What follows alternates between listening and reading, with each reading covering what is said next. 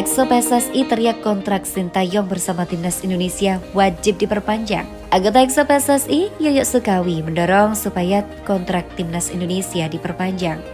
Ia menilai banyak perbaikan yang diberikan Sintayong untuk sepak bola Indonesia, sehingga juru taktik asal Korea Selatan itu berhak mendapatkan perpanjangan kontrak. Masa depan Sintayong menjadi perbincangan setelah gagal membawa timnas Indonesia juara Piala AFF 2022. Sejumlah pecinta sepak bola tanah air terbelah. Ada yang meminta Sintayong bertahan, namun ada juga yang mendorong pelatih 52 tahun itu angkat kaki dari timnas Indonesia. Salah satu anggota Exo PSSI, Juni Rahman, merupakan sosok yang meminta Sintayong meninggalkan jabatan pelatih timnas Indonesia. Namun CEO PSIS Semarang, Yoyo Sukawi, tidak sependapat dengan Juni Rahman. Pria yang memutuskan meninggalkan jabatan Exo PSSI per 16 Februari 2023 itu setuju jika kontrak Sintayong yang berakhir 31 Desember 2023 diperpanjang. Saya pasti mendukung Sintayong sampai akhir kontraknya.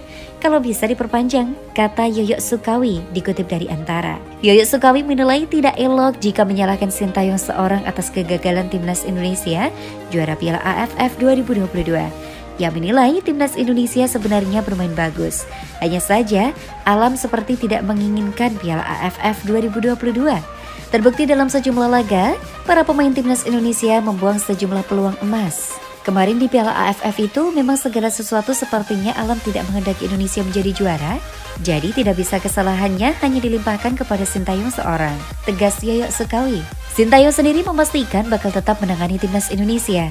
Ia bakal memimpin pemusatan latihan timnas Indonesia 20 yang dipersiapkan tampil di Piala Asia U20 dan Piala Dunia U20 2023 pada 1 Februari 2023. Setelah liburan singkat per 1 Februari 2023, kami akan mulai mempersiapkan tampil di Piala Dunia U20 2023. Indonesia berstatus tuan rumah, tutup Sintayong.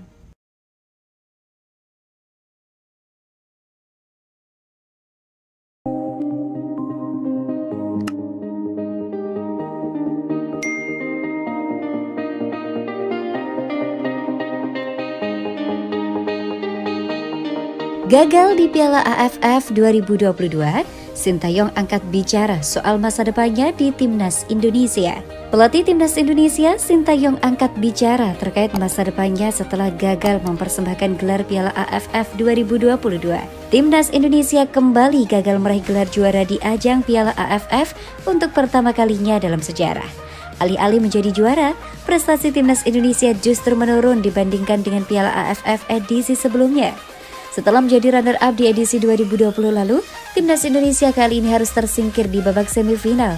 Adalah timnas Vietnam yang mengandaskan langkah skuad besutan Sintayong itu lewat kemenangan agregat 2-0.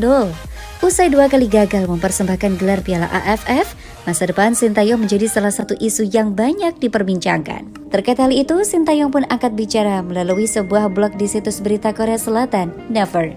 Sintayong menegaskan bahwa ia akan melanjutkan pekerjaannya sebagai pelatih timnas Indonesia.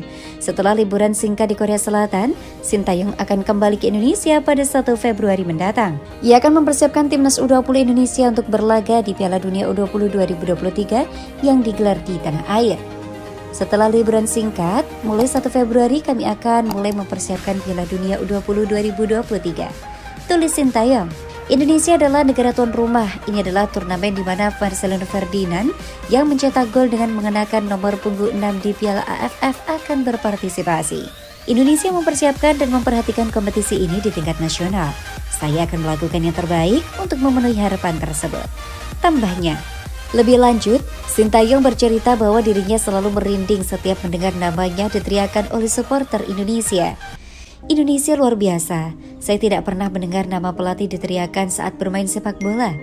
Tulis Sintayong. Keinginan untuk membalas dukungan mereka semakin tumbuh. Tidak ada penggemar seperti ini dimanapun.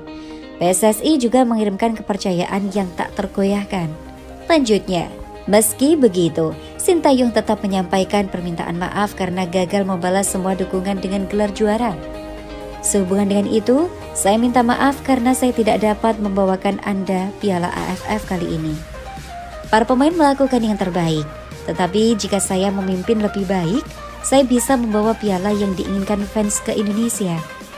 Sekali lagi, saya menyampaikan bela sungkawa kepada para korban dan keluarga. tragedi Kanjuruhan.